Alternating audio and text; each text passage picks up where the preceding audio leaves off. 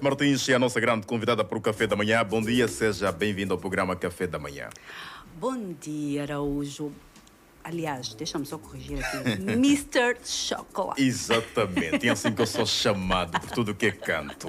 O chocolate. Bom dia aos ouvintes da Stop FM. Muito obrigada pelo convite. É um prazer enorme. Há muito tempo que eu não estou numa rádio, eu não dou entrevistas, então... Olha só, conseguiram. É a primeira vez. Não é a primeira vez. Há muito tempo que eu não dou entrevistas, que eu não vou Não, para aqui a na rádio. Stop FM. Não, na Stop FM é a primeira vez. É a primeira não vez. É? Portanto, vocês conseguiram me convencer a sair de casa para dar uma entrevista. Já viram? Maravilha. O que é show? O que é que está achando da nossa casa?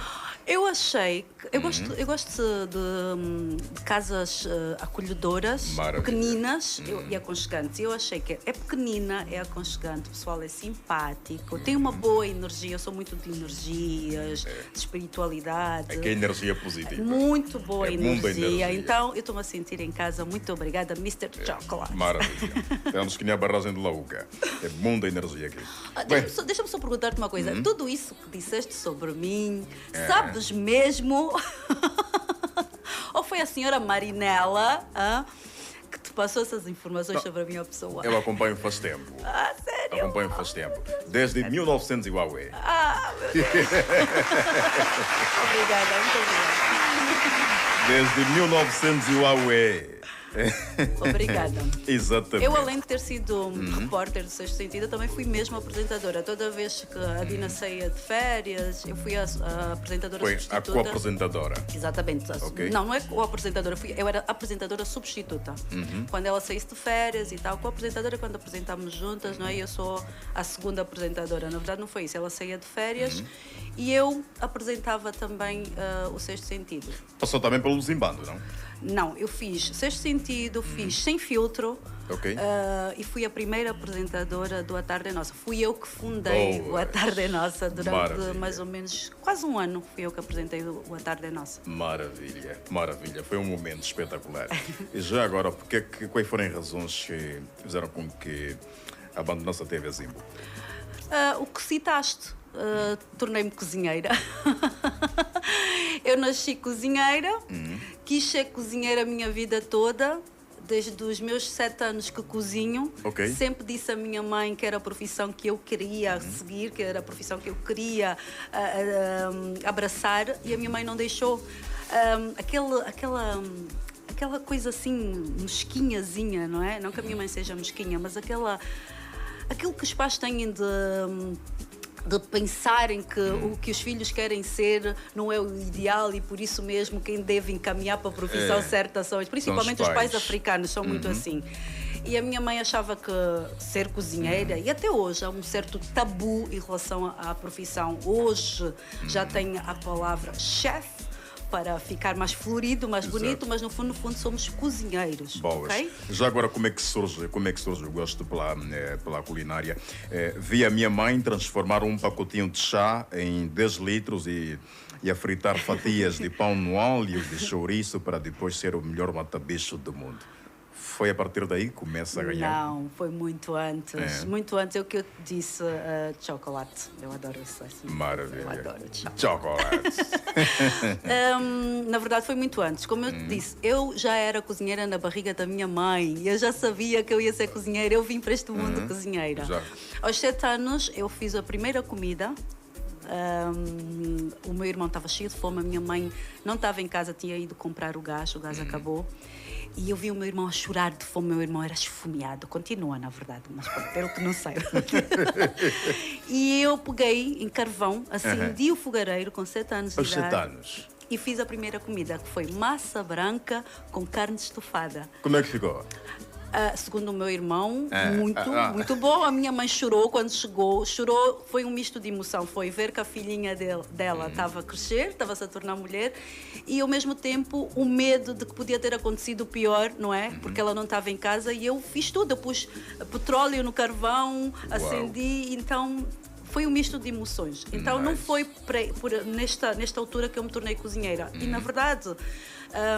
não foi por ver a minha mãe a fazer isso, foi mais pelas minhas avós, a avó Teté e a avó Isabel.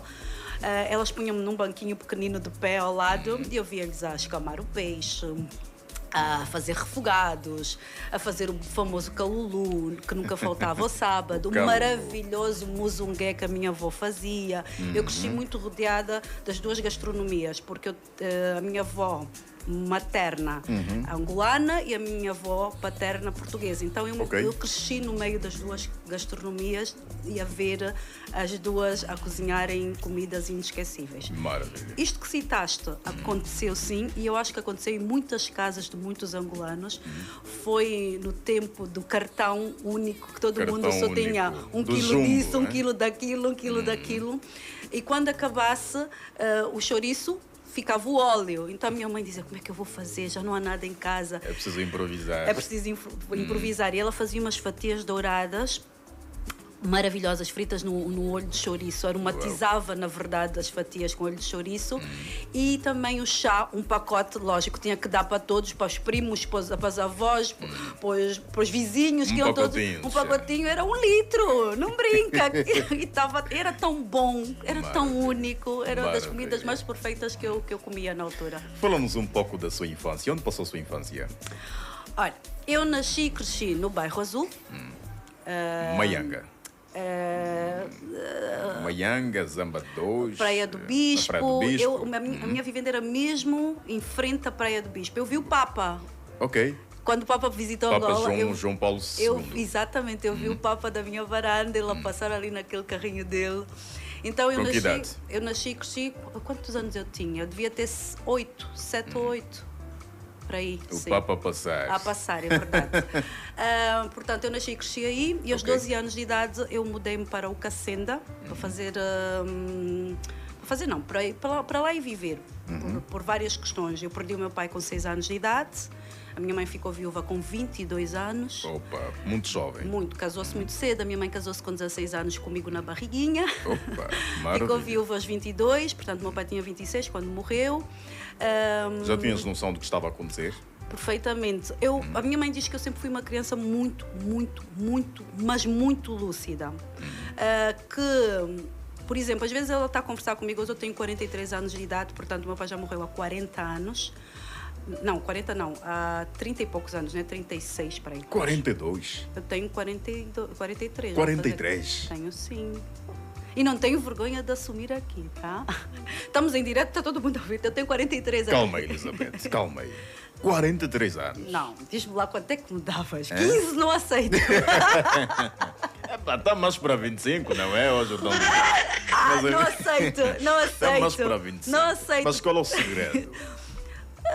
Eu acho que é uma cena de família, eu acho que é genética. A minha mãe tem 60 anos e se tu olhares para a minha mãe, consegues já 40 e poucos, 50, menos de 50, a minha mãe. Maravilha. É pequenininha e tal. Eu acho que é uma cena de genética e ao mesmo tempo porque muito jovem eu adotei uma postura para a minha vida de que muitos jovens na altura, nos anos 80, 90, não adotaram e hoje parecem, na minha idade, parecem bem mais velhos que eu.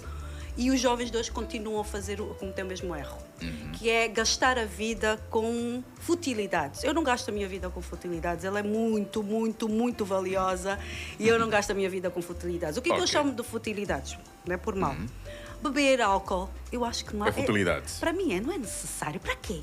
Vivemos tão bem sem, não é? É uma questão de gosto. Chocolate bebe. O chocolate bebe, pessoal. Ir às noitadas.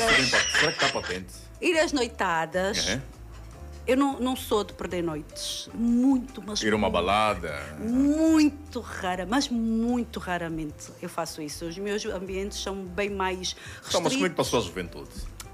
Olha, passei a juventude a construir a Elizabeth que eu sou hoje. Nice. A estudar, ler muito, gosto muito do mar, não propriamente de praia, mas do mar, a observar e a entender que nele vou buscar a minha serenidade e a minha calmia.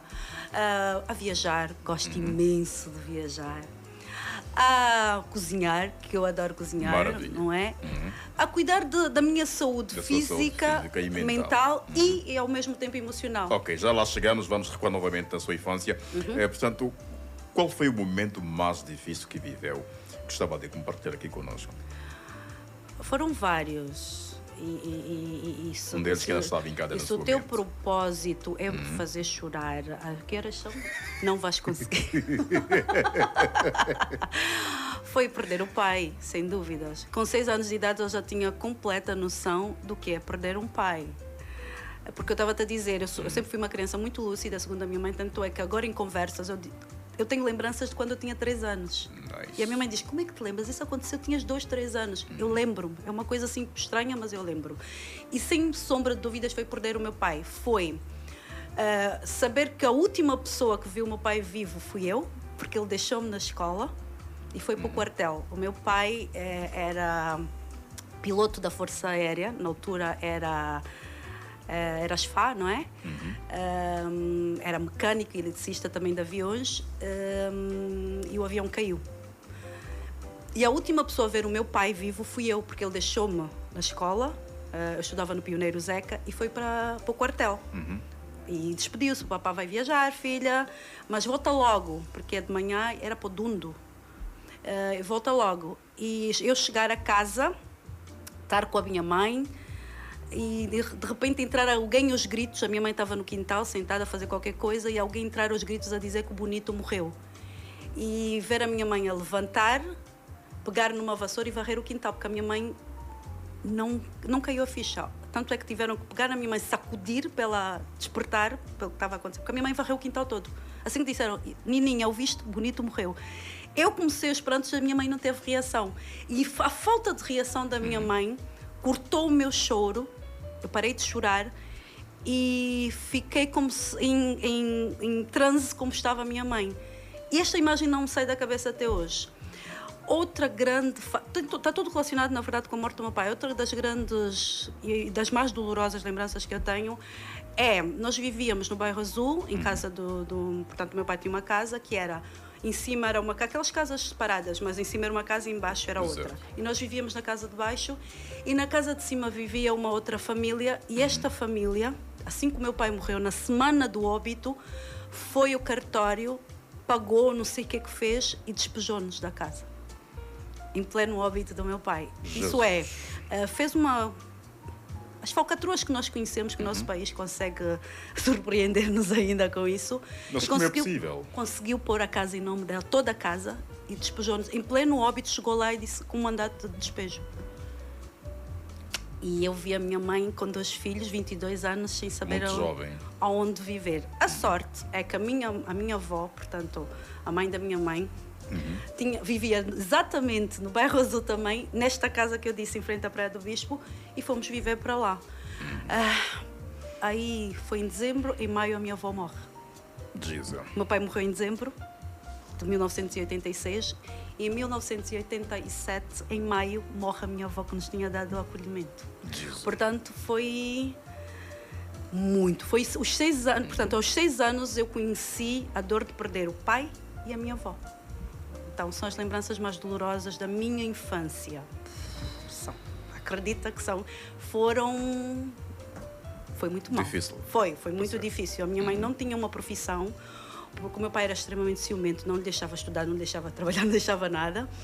E ela, aos 22 anos, com 2 filhos, sem profissão, sem ter concluído os estudos, como é que eu vou criar os meus filhos? Até então a minha avó ajudava, porque a minha avó tinha muito dinheiro, a avó Teresa. Eu venho de uma família, de parte de mãe, de parte de pai, com dinheiro, não é? Mas ela tinha que fazer alguma coisa para sustentar os filhos, não é? Quando ela morreu, aquela velha história... Como é que ficou as coisas? Aquela velha história da família africana de retirar tudo.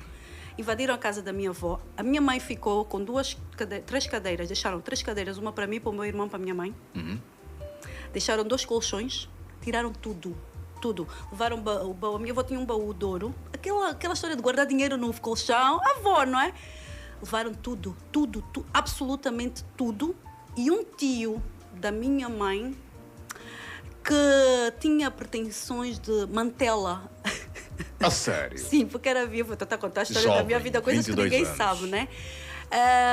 Disse que se ela não aceitasse, tirava-lhe a casa também e ela ia viver com os filhos para debaixo da ponte. Então a minha mãe, muito rapidamente, aconselhada por algumas pessoas, conseguiu fazer portanto, passar a chave. Exato. Consegui uma casa no Cacenda, esta pessoa que via no Cacenda, ficamos com o apartamento, ele ficou com a vivenda e mais algumas coisas que ele deu, só para não perder a casa, porque este tio, não vou citar aqui o nome, não é, nem adianta, mas é da família Van Dunen, porque eu também sou família Van Dunen, decidiu que se ela não quisesse ficar com ele, ia-lhe tirar a casa.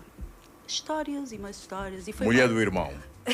Não. Um tio dela. Ah, dela. Não é meu tio, não. Oh, tio filho. dela. Por aí uns 60 e tal anos já. Não, 50 e poucos anos. Como é que olha para essas questões atualmente? Eu rio hoje dessa história porque a minha mãe venceu. É uma senhora... é uma senhora mãe, é uma senhora mulher, é uma guerreira. A minha mãe venceu e ensinou-me a ser guerreira, vencedora e a nunca depender de outros para que consigamos dar a volta por cima. Não foi ninguém que ajudou a minha mãe a dar a volta por cima. Ela deu a volta por cima e não se vendeu, não é? Não se rendeu aos caprichos de um homem, não é? De um senhor. Como diriam agora, mais velho aguado. Os papoites do arraso. Mas já viste isso? E depois, pronto, olha, fomos para a Cacenda, eu já cresci mais tranquilamente, depois fomos viver para o Brasil, eu vivi no Brasil, eu vivi na África do Sul, eu vivi em Portugal. Mas depois, todo esse percurso eu fui fazendo sozinha porque eu queria ser caixeira viajante. Com que idade é que foi para o Brasil? Eu fui para o Brasil portanto, eu devia ter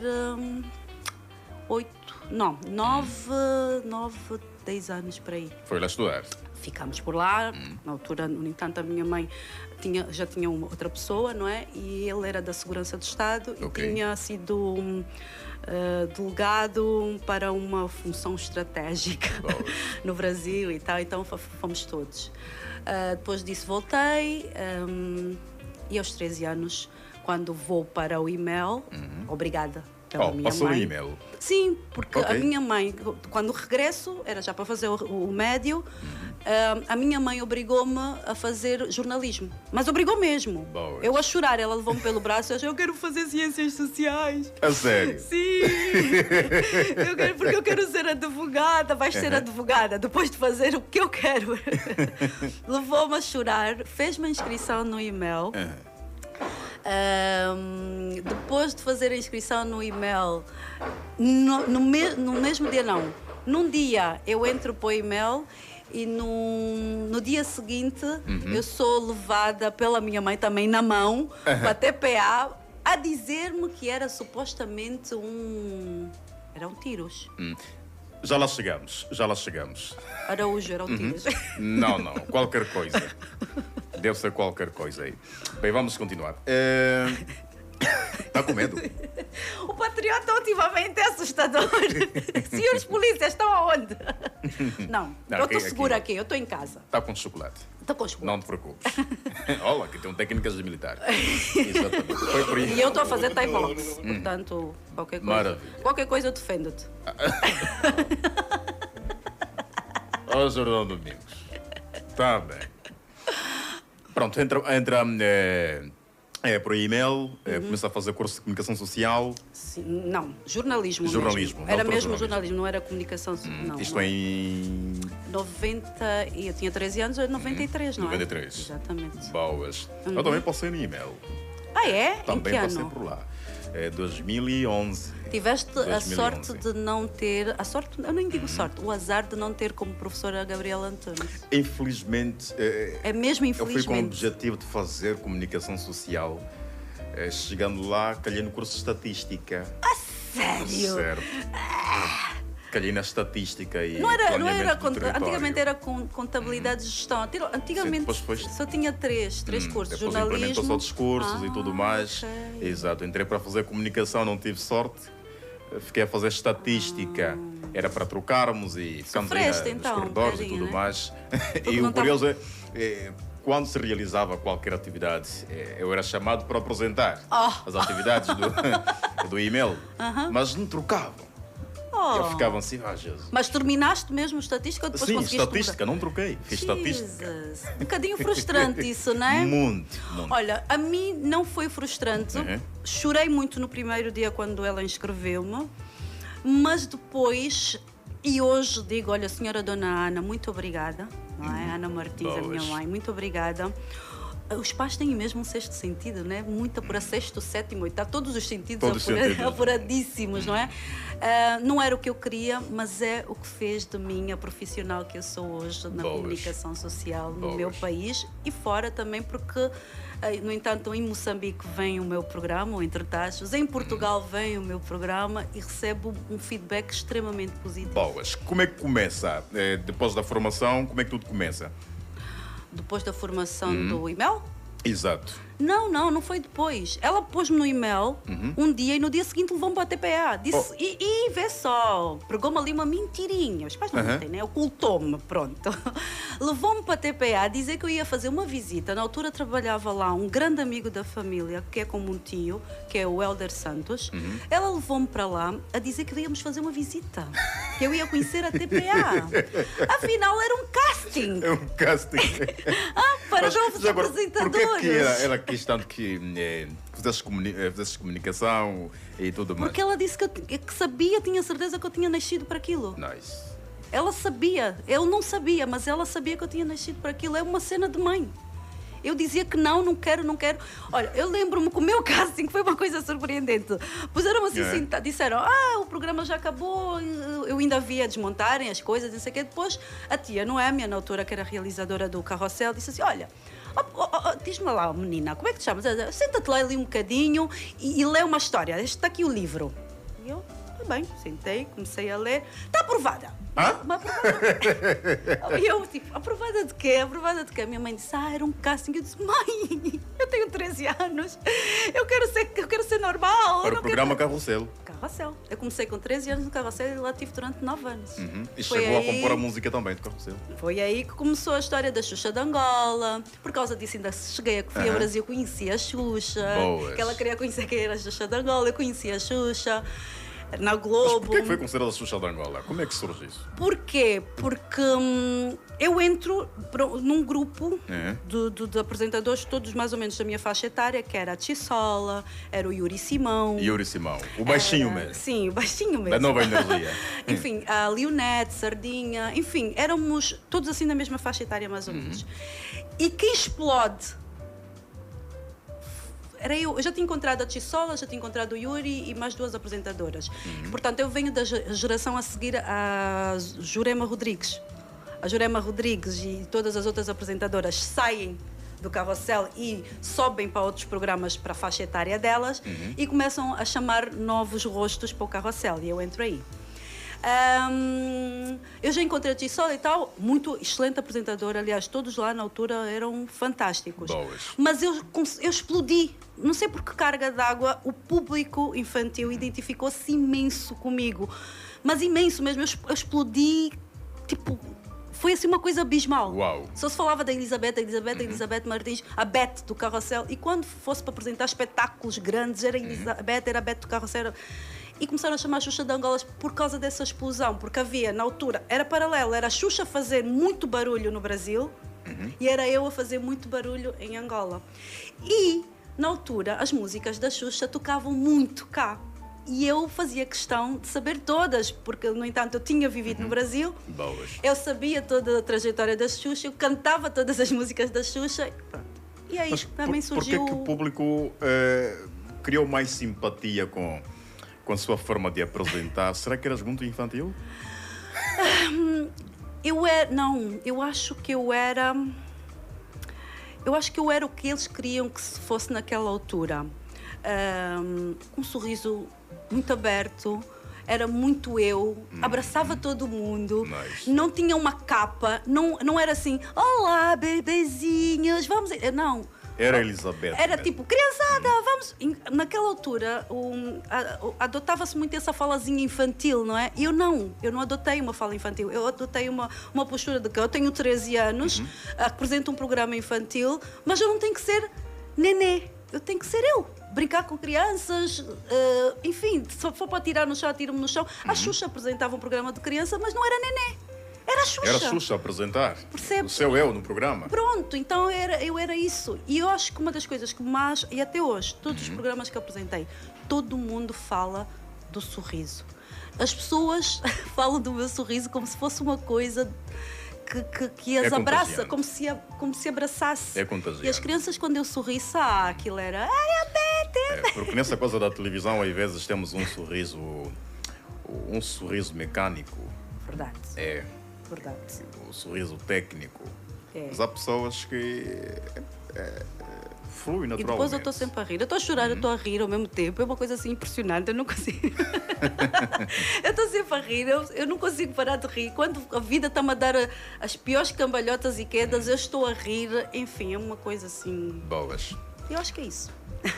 Onde é que deu o primeiro beijo? No e-mail. Curioso, eu também. Assanhado! No e-mail. Foi lá onde eu conheci o meu primeiro namorado e foi lá onde aconteceu o primeiro beijo. No Verdades ou Consequências. Nunca mais voltei a jogar esse jogo. Nunca mais. A consequência foi grave. Teve que dar o beijinho. Tive que dar o beijo. A pessoa tornou-se meu namorado durante 9 anos. É verdade. Fiquei 9 anos com essa pessoa. Boas. Fruto do jogo Verdade ou Consequência. É verdade. Mas se soubesse, não tinha jogado. Boas. Não tinha. Não gostou da experiência? Não. Dos 9 anos, não. Por que não gostou da experiência? Porque não foi um bom namorado. Mesmo eu sendo adolescente, não tenho boas memórias desse namoro. Mas eu sempre fui de relacionamentos muito longos. Eu sempre fui de... Não gosto de estar ali a pular e coisas do género. E fui tanto. Fui aguentando. E tudo mais. É a tal maturidade que eu te disse, com a minha mãe disse que desde muito cedo eu adquiri. É uma maturidade e um discernimento sobre situações. Sempre fui muito lúcida. E pus na minha cabeça, não é para estar aqui hoje com essa, hoje aqui. Não é isso. Ou é, vamos lá lutando, vamos tentando lá. E até onde tudo der. mais. E depois, se não der mais mesmo, acaba. Isso não deu ao fim, aguentei 9 anos. Já viste? 9 anos, hein? Eu sou uma guerreira. Palmas para mim. Palmas. Obrigada. Estiguei o Túlio, o Noélio, bati no Martim. Mas foste... Ai, meu Deus. Túlio, Noélio e Martim. Desculpem, meus colegas. Eu era horrível na escola. Eu era aluna de 20 sobre 20, mas indisciplinada. De primeira. E não era com as meninas, era com... Queres saber do meu nickname? Embora. Elizabeth Bate-Chapa. Olha, esqueçam isso. Olha, alguém já escreveu. Rainha das porradas. Aquilo é vamos ao racho. O Martim, então, é que é coitado. Se não trouxeres lanche para mim, tem que ter uvas. Se não trouxeres lanche para mim amanhã, estás frito. Olha, o Martim a chegar.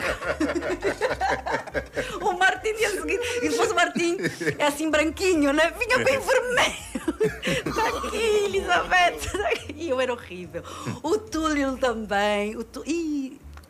Todos eles estão vivos, graças a Deus. Estão todos na comunicação. Cruzamos várias vezes. E eu sempre... não mudei. Eu sou horrível. Eu ainda ameaço. Mas olha, foram os melhores anos que eu tive. E só um colega que me conseguiu pôr na linha. Que é o António Horácio. Eu ouvi dizer que morreu, que Deus o tenha. Que era grande, era o maior da turma na altura, assim, estava lá no fundo. E foi ele que me deu o nome de Elizabeth Bate-Chapa. Com ele eu não me metia, né? Tentei uma vez, mas ele disse, eu não sou Martim. Foi aluna da professora Gabriela Antunes?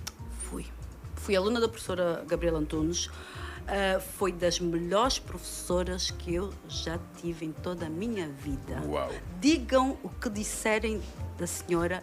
Nunca tive um choque com ela, nunca tive Pelo contrário, aprendi imenso, motivou-me imenso. É bem verdade que o trato que eu vi ela dar a muitos dos meus colegas não foi dos melhores. reprovo até hoje, portanto, os nomes que dizia na turma, enfim, certas coisinhas ali que ela tinha. Mas era um método que acabava por facilitar de alguma forma na aprendizagem e tudo mais, na disciplina. Porque hoje há uma liberdade total nas escolas e tudo mais, e até em casa. Porque agora é violência doméstica. Tudo é, né? Exatamente. Tudo é violência contra a criança, violência. E tudo mais. Isso de alguma forma também vai criando essa libertinagem e tudo mais. Tu não achas que aquele método que ela adotava acabava de alguma forma facilitar a aprendizagem? Vou ser sincera. Hoje, a Gabriela Antunes teria tido muitos problemas, não só com os alunos como com os pais, porque ela também era assim com os pais. Quando os filhos chegassem a casa e diziam que foram tratados assim e assim, iam lá falar com ela, ela também tratava da mesma forma. Então ela hoje teria problemas seríssimos e acredito que seria agredida fisicamente e depois também teria problemas na justiça hoje em dia. Mas naquele tempo eu vi alunos de 0 a começarem a tirar 18, 19 com a rigidez da Gabriela Antunes. Disciplina. Porque eles queriam provar, não foi só disciplina, eles queriam provar a ela que não eram nada daquilo que ela dizia, que é um fracasso, falhados, atrasados mentais. Ela usava muitos termos assim mesmo, brutos, não é? Dolorosos. Um assassinato de caráter. Que não vais chegar lá. Enquanto eu estiver viva, tu nunca has de ser jornalista. Jesus. É verdade. E eu vi muitas pessoas, muitos colegas meus de 0, que tiravam as primeiras provas 0, 0, 0, para tirarem de 14, 15, porque queriam provar a ela e ela ficava orgulhosa, vês? Porque também ela tinha isso, se de um lado detonava-te, quando tu subisses assim, ela dizia: está aí, é este que eu quero ver, é este aluno que eu quero. É uma técnica que funciona, e muito bem. Algumas. Não diria isso, Mr. Eu havia Chopin. gravado um spot, o meu primeiro spot, produzi com muitos erros.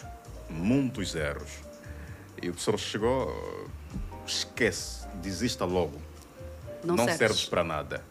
E criou aí um sentimento de revolta, que eu tenho de mostrar que ele está errado. Sim, mas isso às vezes motiva-te e outras vezes frustra-te. Às vezes detona-te completamente se não tiveres um emocional bem estruturado e não saberes quem és tu e aonde queres chegar. Portanto, não vamos estar aqui a dizer que todo mundo tem personalidade forte. Nem todo mundo tem uma personalidade forte. Há pessoas que têm personalidades bem mais fracas, bem mais, como é que se diz, influenciáveis. E às vezes as palavras influenciam de tal forma que tu próprio começas-te a detonar. Eu particularmente tenho uma personalidade extremamente forte, porque aí está, contei-te um bocado da minha infância, certo. Então isto também moldou-me. Inclusive as pessoas dizem, ela tem um feitio difícil. Já ouvi muitas vezes pessoas a dizer que eu tenho um feitio difícil. Pessoal, ouçam só, assim muito rapidamente, eu não tenho feitio tem a roupa. Está bem? Eu não tenho feitio, eu tenho personalidade forte e há coisas que eu não levo, desaforos que eu não levo para... Não levo mesmo. Acredita, não levo. É tu para tu, deste-me, levaste e às vezes, inclusive, por causa dessas coisas, tu és detonado, tu és conotado de várias formas e acabam até por falar de ti sobre o que realmente não sabem. Pintam-te de uma forma. Não sei se acontece comigo e, sinceramente, não me interessa. Eu sou muito desligada dessas cenas, mas a verdade é que as palavras têm muita força. Muita força. Ou tu tens uma personalidade extremamente forte e uma estrutura emocional muito vincada, muito boa, e isto tudo que vão dizer sobre ti não te afeta em nada. Pelo contrário, vou pegar nisso e vou-te provar que o que tu estás a dizer sobre mim não é nada disso. Esquece. Ou tu, deste lado, que tens uma personalidade mais fraca, mais influenciável, vais-te detonar também e vais abaixo. Não é? Não funciona com todo mundo. Não funciona. Temos que ter cuidado. Varia de pessoa para pessoa. Sim, sim. Já ouvimos falar de suicídios, inclusive, por causa disso, não é? Porque alguém disse... Olha, a história do Hitler. O Hitler queria ser pintor, se não me engano. Disseram que ele nunca ia ser pintor, um professor qualquer, que não valia nada para aquilo, que era bom menino até. Já viste, queria ser pintor, para as artes e tal. aquilo mexeu completamente com o psicológico dele, com o psíquico dele, com o emocional dele e tornou-se quem ele se tornou. É preciso capacidade que é para poder conter. Para separar as águas. Não acontece com todo mundo. Ainda voltando da nossa infância e fazendo uma análise comparativa. Ainda não. Fazendo uma análise comparativa e tive a ver também algumas entrevistas e tudo mais, onde contavas um pouco da sua infância. Não como contei aqui. É verdade. Que foi exclusivo. Abri-me mesmo muito. Maravilha. Estás de parabéns, ah? Muito obrigado.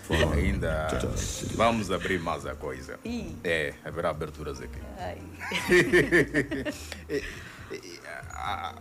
A infância... Volto aqui à questão, fazendo uma análise comparativa do que se vive atualmente, da nossa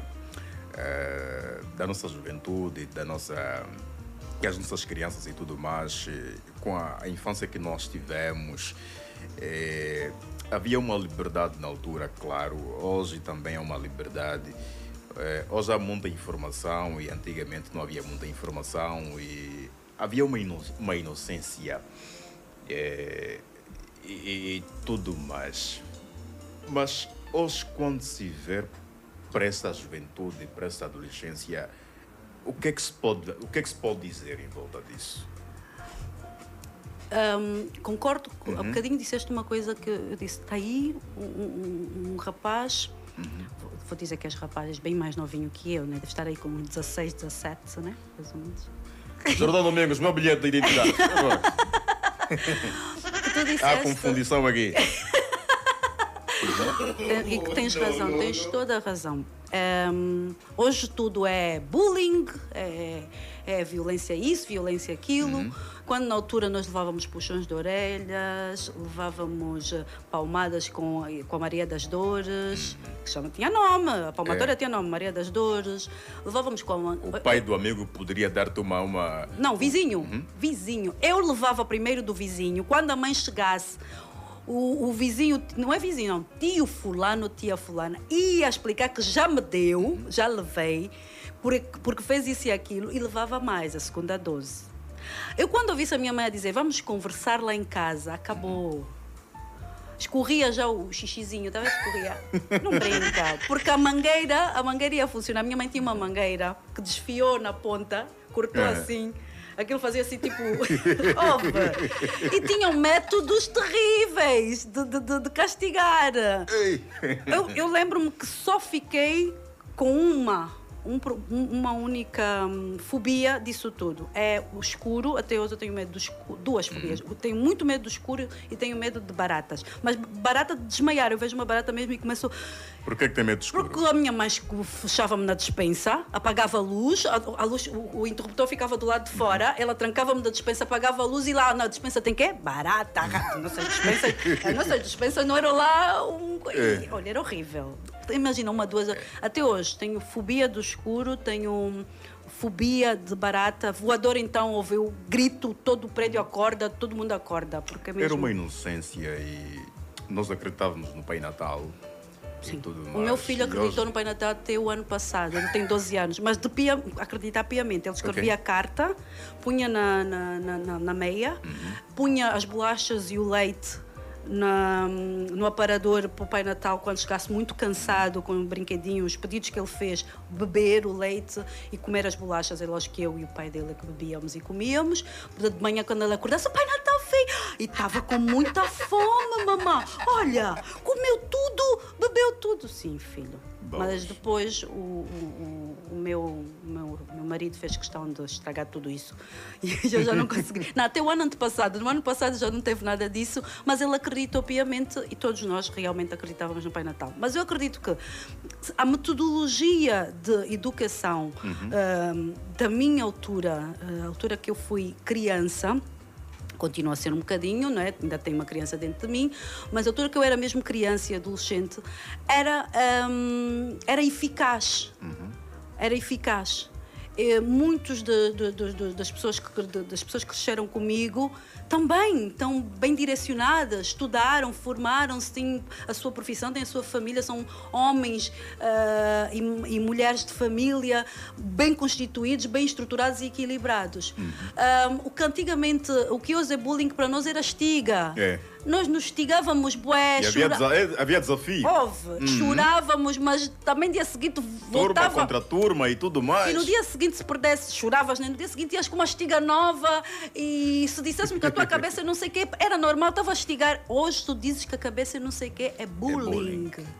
O pai vai à secretaria da escola porque o aluno fazer uma birra terrível. É uma coisa, o pai hoje vai bater o professor, mas quando é que no meu tempo um pai ou uma mãe foi bater? Eu li notícias assim há pouco tempo. Pelo contrário, o pai incentivava. O pai ia lá, está a tirar 9. Intensifica então no castigo, nas reguadas.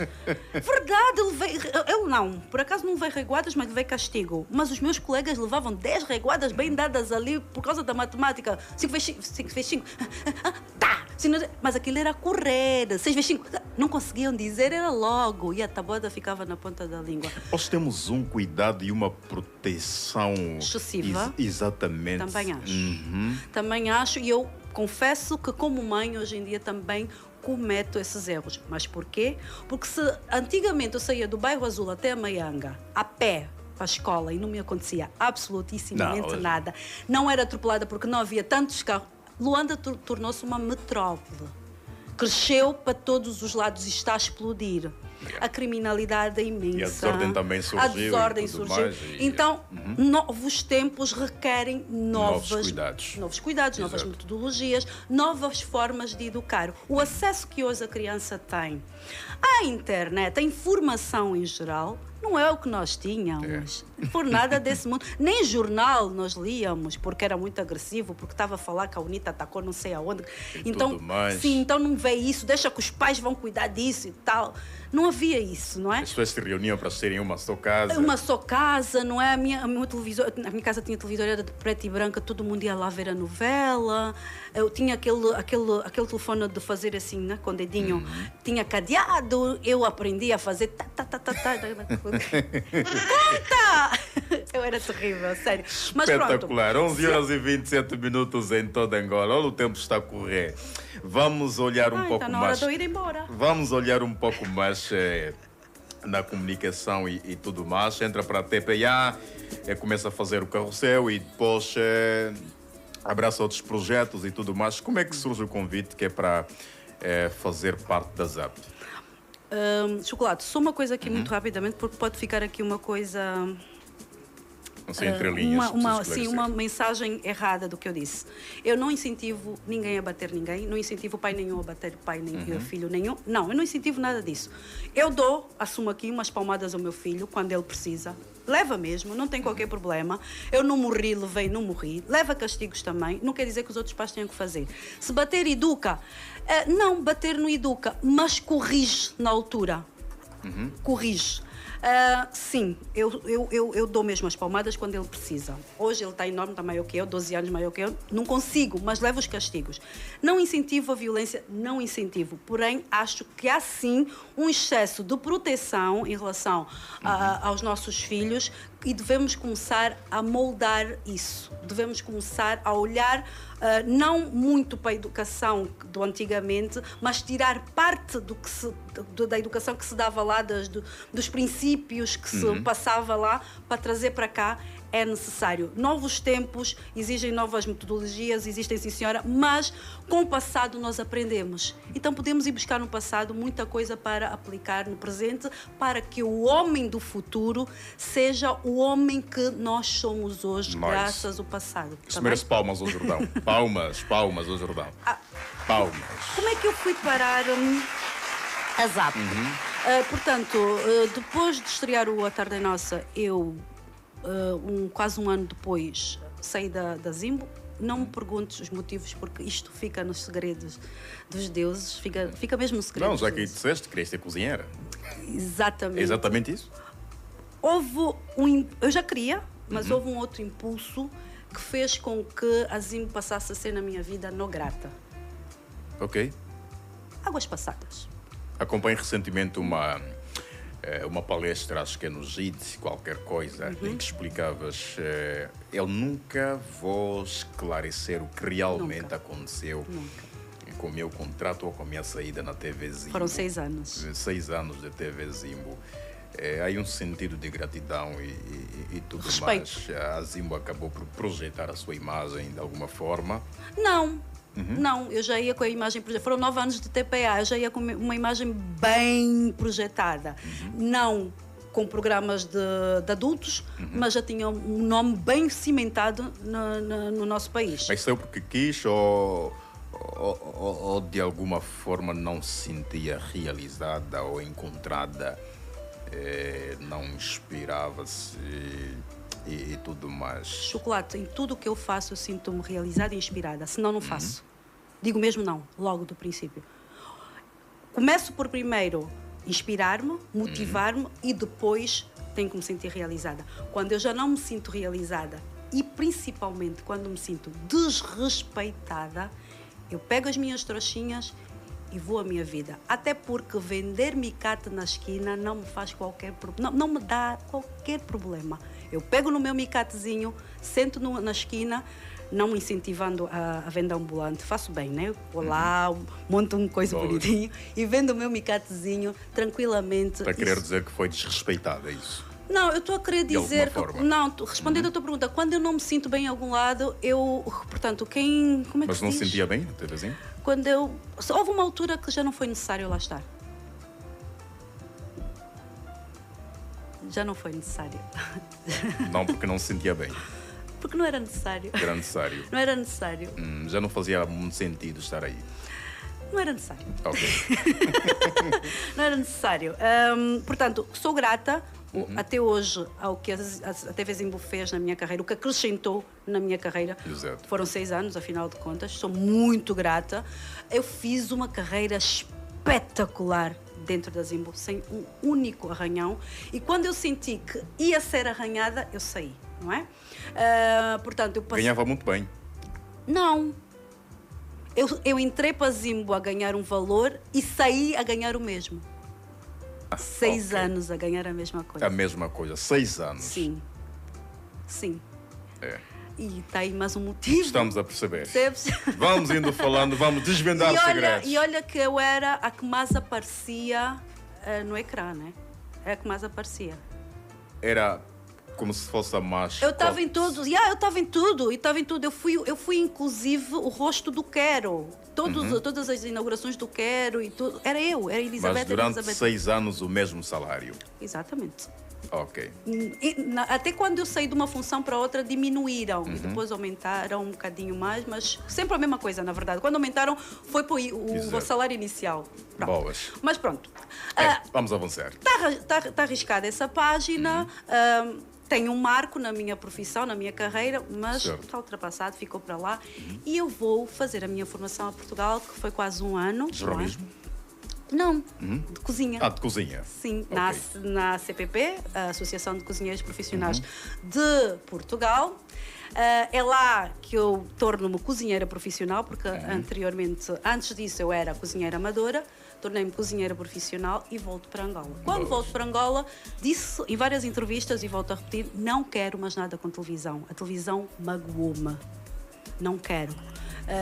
A televisão agitava-me e a de cozinha serenava-me. Então não queria mais nada com televisão.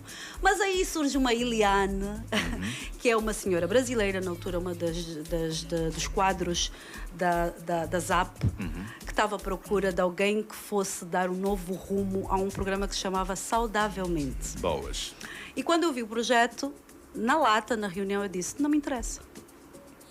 Como? Não. Como assim, menina? Eu disse, não me interessa. Se vocês refazerem todo o projeto e eu fizer parte de como se vai estruturar, do formato desse programa, eu vou dizer como é que eu acho que deve ser para se adequar a quem eu sou, tudo bem. Saudavelmente não me interessa, não é o que eu quero. Ela ficou chocada e ao mesmo tempo disse, és tu que eu quero para mim. É ela, não quero outra, é ela. Ela sabe o que quer, eu sei que se ela sabe o que quer, vai ser um grande projeto. Fui. Uns meses depois ela chamou-me no WhatsApp e disse, vamos começar a formatar um programa para ti. Nice. Começamos juntas, nós, eu e a Eliane, escrevemos o Entre Tachos. Escrevemos o Entre Tachos, eu dei o nome, fui eu que dei o nome Entre Tachos, ela queria que fosse Cozinha Mongolé. O que é exatamente Entre Tachos?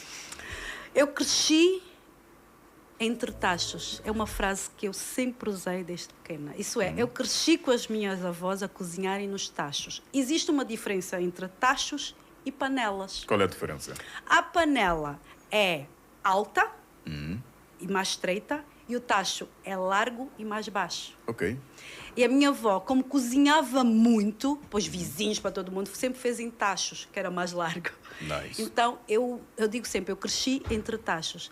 E quando eu digo, eu acho que o nome devia ser Entre Tachos, em homenagem às minhas avós, inclusive, ficou Entre Tachos, porque senão seria a Cozinha Mongolé. E eu disse assim, nem faz sentido, porque eu não vou só cozinhar comida angolana, então vamos procurar outro nome. E dei este nome. Entre Tachos. Entre Tachos. E hoje é um sucesso de audiência. É sim, não tem programas novos ainda, não tem uma temporada nova ainda, mas é engraçado que as 2 temporadas que eu gravei, que está a repetir na Zap, não é? Continua a ter um pico de audiência espetacular.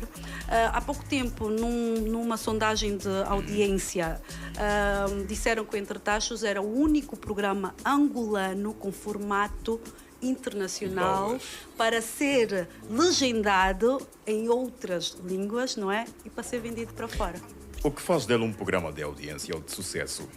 A qualidade que a Zap tem, a Zap tem uma qualidade inquestionável na imagem, no som, não é?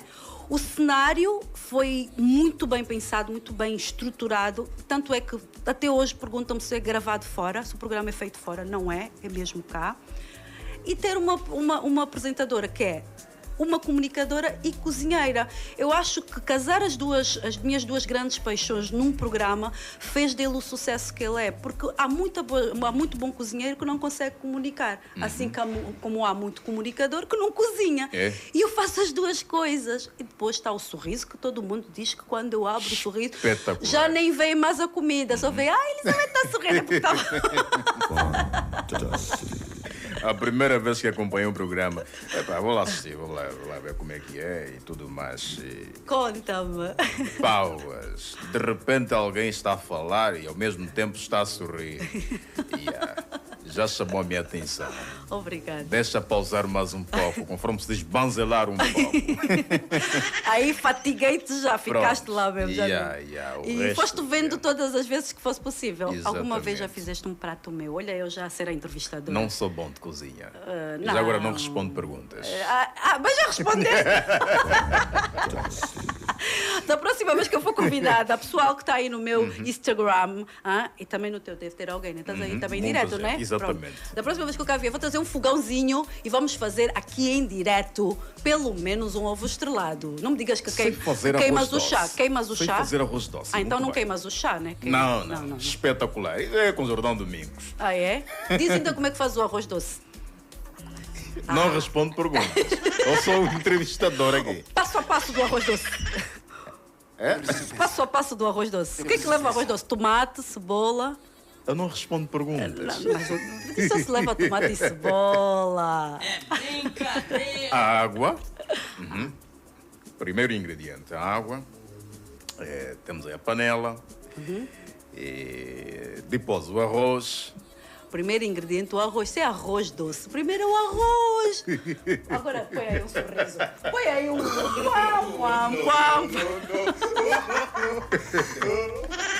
Mas é um programa educativo. Ao mesmo tempo entretém e está a educar. Está a ensinar muita gente a aprender a cozinhar. Informar, também é informativo, porque nós tínhamos depois a dica da chefe. Eu dava parte de muita coisa que eu aprendi na minha formação. Eu passo no Entre Tachos, por exemplo, as facas, o quão é importante ter as facas corretas, os cortes dos legumes e das carnes, o tipo de tábuas, o que é um refogado e o que é um puxado, o porquê que às vezes podemos substituir determinados ingredientes por este ou aquele. Eu fiz um caldo verde com rama de batata. Não é? O caldo verde é um prato português, bem típico português, e eu adaptei a nossa realidade. Tornei-o económico, fazendo com batata doce e rama de batata. Nice. E ficou um caldo verde que ninguém acreditava que era com estes ingredientes. Porque aí está, é preciso perceber que cada ingrediente pode ser substituído desde que a textura não mude, desde que o sabor ligeiramente alterado, porém tu consegues encontrar alguma identidade do prato lá. E há outros pratos que não se mexe mesmo. Não se deve mexer, porque é um prato tão tradicional daquela gastronomia daquele país, que é ofensivo, inclusive. Tu fazes o calulu com couve, eu vou esmurrar essa pessoa. O meu calulu... Não. Já há quanto tempo de programa? Entretanto. Começou na pandemia, em 2020. Estamos em 2024. Portanto, gravamos 2 temporadas e meia. Estamos há 4 anos de Entretaxos. Boas. Está na altura de uma nova temporada, né? Boas. E é já um sucesso, uma marca. E vou fazer arroz doce, está bem? Não há problema. Já fiz. Não há problema. Não, eu já fiz arroz doce. Não Vou recebes fazer... convidados. Agora vou fazer o teu. Não recebes arroz convidados. doce. Não, é um programa. No princípio queriam, mas eu pus uma condição. Eu disse a Eliane, se forem convidados, que seja a zungueira. Ok. Eu queria convidar, porque eu identifico-me com pessoas anónimas. Sabes que aparecer na televisão para mim é uma consequência da minha... Digo sempre isso, é uma consequência da minha profissão. Eu, por mim, fazia o que gosto sem aparecer. É um bocado estranho, né? Um bocado estranho. Yeah. É preciso mostrar aquilo que é. Mas eu não me identifico muito com isso de ser famosa, de ser figura. Não sei, faz-me confusão, a verdade. Para vir para aqui foi uma luta, a Marinela que não me deixa mentir. O que é que a fama tem de errado? Não é que tenha alguma coisa de errado. Sou eu, Elizabeth, que não me identifico com a fama. Com fama. Olha, uma coisa que a mim me faz confusão em ser conhecida, eu não digo que sou famosa. É famosa. Não, eu sou conhecida. Uma coisa que me faz confusão é a invasão. Eu desrespeito as pessoas acharem que pelo facto de eu aparecer na televisão e conhecerem, são minhas amigas para saber mais tudo e mais alguma coisa que quiserem picar na minha vida como se quisessem picar. Não acontece comigo, graças a Deus, porque eu sou extremamente fechada e discreta na minha vida, mas extremamente mesmo. Mas eu vejo o que acontece com as outras pessoas, eu digo, uau! Que crueldade! Deixem as pessoas respirarem, não deixaram de ser seres humanos por serem conhecidos. Não façam isso. Vocês não são amigos dessa pessoa para invadirem assim, esmiuçarem assim, devastar. E não só devastam a pessoa. Não podem. E devastam a pessoa, detonam a pessoa. É cruel. É cruel. Não acontece comigo, repito, mas certo. Fico triste com as outras pessoas com quem acontece. Mas agora, pronto, és famosa e tudo mais. Conhecida. e tudo mais. Como é que lidas com assédio? Olha, eu aprendi a lidar com assédio a partir dos meus 13 anos, naquela saga das 14zinhas. Eu passei por isso. Das 14zinhas. E como passei, foi horrível.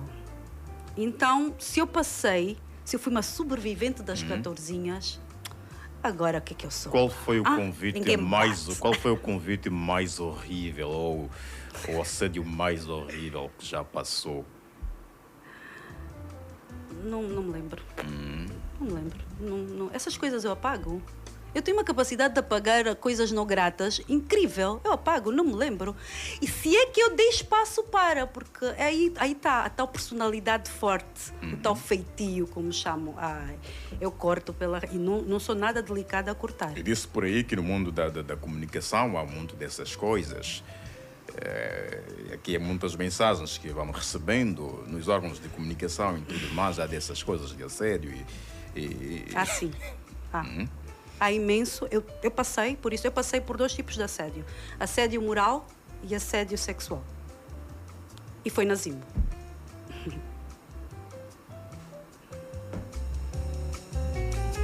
Onze horas e 43 minutos em toda Angola.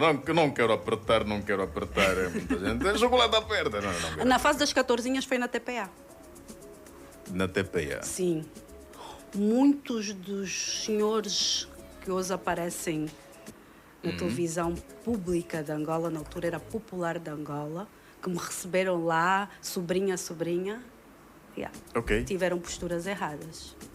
E normalmente os assédios vêm também, e aqui a mensagem que nós estamos a receber, vem normalmente chefias e tudo mais. Sim, olha, o assédio moral eu sofri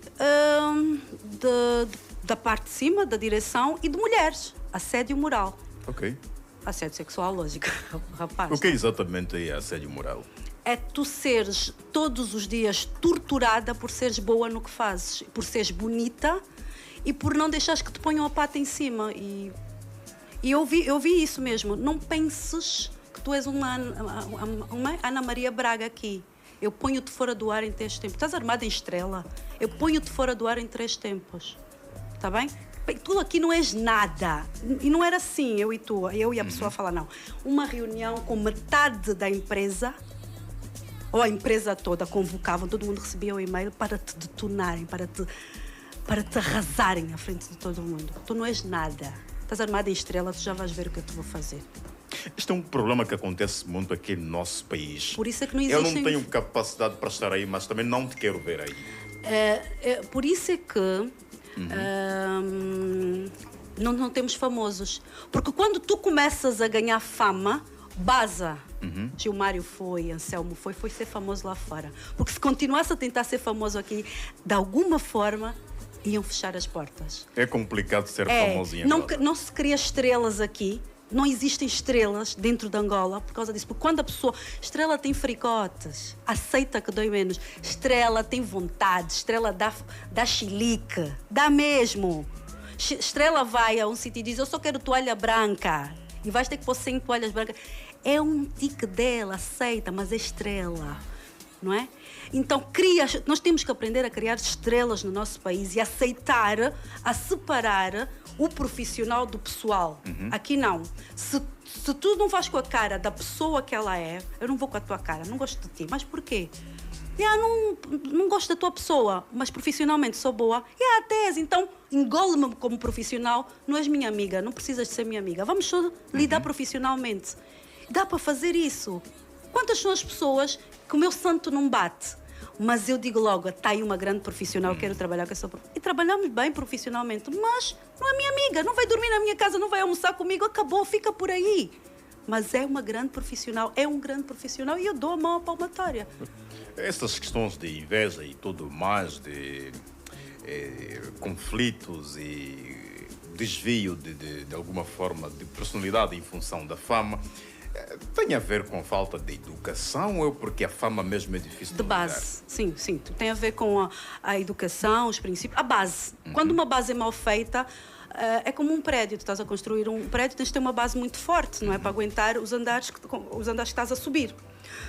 Se a base é mal feita, acabou. E eu tive uma base espetacular, já contei aqui a minha infância, então eu tive uma base espetacular. Okay. Eu já era Xuxa de Angola aos 13 anos e nunca isso abalou. Eu andava a pé, saía do Imel até a Cacenda a pé, tranquilamente. A sério? Paravam, oi Elizabeth e tal. Paravam os carros para dar boleia e os meus princípios da minha educação diziam assim, eu não entro no carro de um desconhecido. É? E não entrava. E era famosa, e queriam todo mundo estar perto de mim. E eu escondia-me até. Eu lembro-me que eu escondia-me. Quando me dissessem não assim... Não sabias ser famosa. Quando me dissessem assim, vais apresentar a festa, como é que era? O 1 de junho do Palácio.